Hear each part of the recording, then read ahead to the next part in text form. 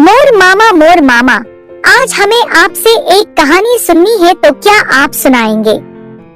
है, क्यों नहीं। आज तुम एक ऐसी कहानी सुनाऊंगा जिससे तुम अपनी जिंदगी में कुछ सीख सको। तो ये कहानी अब ध्यान से सुनो। यह कहानी एक जूनागढ़ नाम के जंगल की है। इस जंगल एक बहुत ही प्यारी सी चिड़िया भी रहती थी, जिसका नाम था टुनी। टुनी ने पेड़ पर घोंसला बनाया था और उस घोंसला में उसके 2 बच्चे भी थे। एक बार जंगल में आंधी और तूफान के साथ बहुत बारिश हुई। बारिश लगातार 3 दिनों तक चली। बारिश की वजह से टुनी चिड़िया बीमार हो गई और अपने बच्चों के लिए खाना लेने नहीं जा पाई। मामा, आज तो हमें इस बारिश की वजह से बहुत भूख लगी है, तो कुछ खाने को दो ना माँ।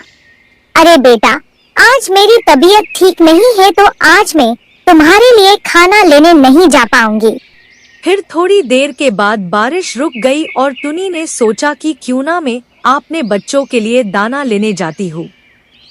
दूर तो नहीं जा पाऊंगी, लेकिन नजदीक तो जरूर जा सकती हूँ। ऐसा सोच के टुनी अपने बच्चों के लिए दाना लेने जाती है। रास्ते में एक खेत आया और टुनी की नजर उस खेत के दानों पर पड़ती है। टुनी नीचे आकर उस दानों को इकट्ठा करने लगती है। जैसे ही टुनी दाना इकट्ठा करने लगती है तो उस खेत का मालिक गिद्ध टुनी को देख रहा होता है।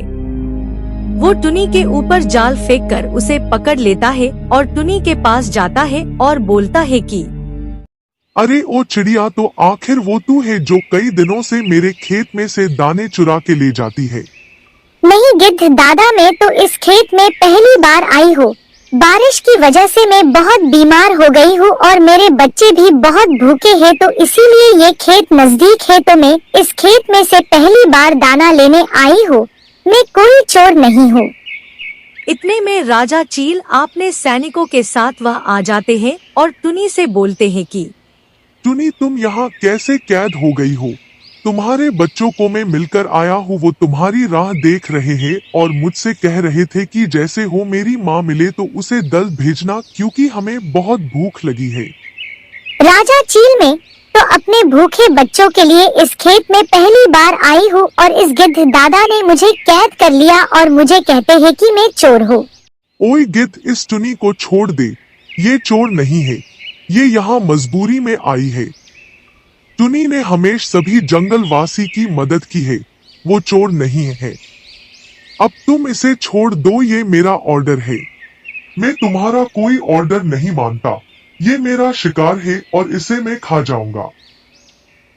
फिर राजा चील गिद्ध के पास जाते हैं और गिद्ध की ऐसी धुलाई करते हैं कि उसकी अक्ल ठिकाने आ जाती है। गिद्ध ने राजा चील से माफी मांगी और वो इस जंगल को छोड़कर चला जाता है।